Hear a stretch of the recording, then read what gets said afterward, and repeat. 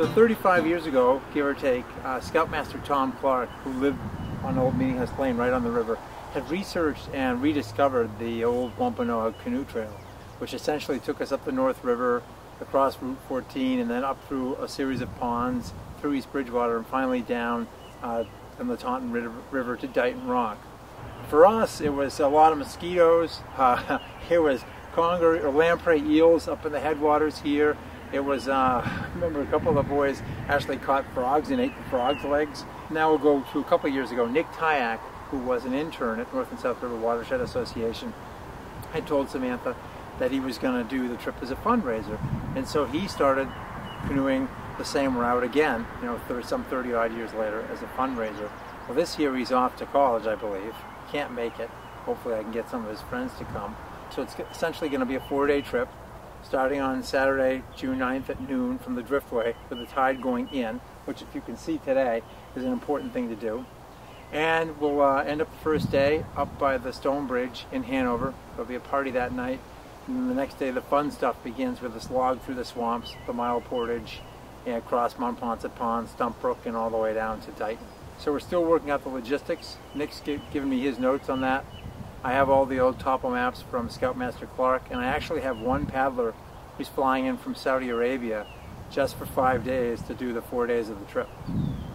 But it's a great way for everyone to get together, spend time, and just enjoy themselves out bushwhacking in an area that's really an urban area, but you're out there in the middle of nowhere.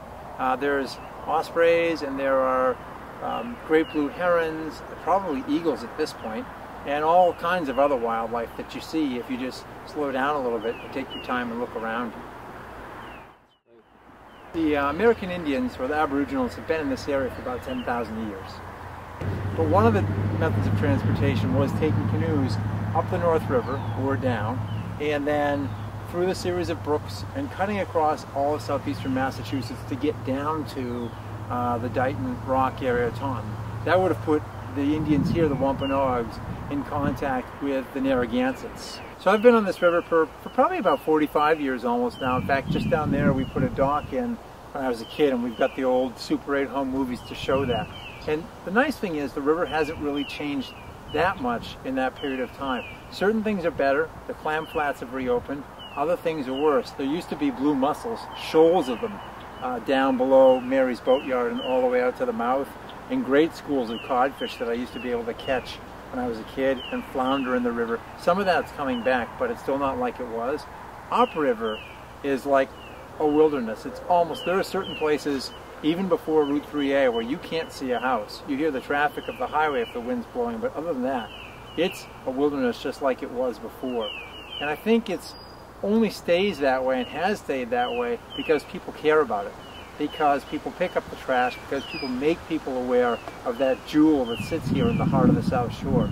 And the awareness, in large part, comes from the North and South River Watershed Association, from that group of volunteers and professionals, backed by the science, that educates people as to what this resource is all about, how fragile, how beautiful, and how awesome it really is. And that's an important and enduring legacy that we need to pass on to our children and our grandchildren.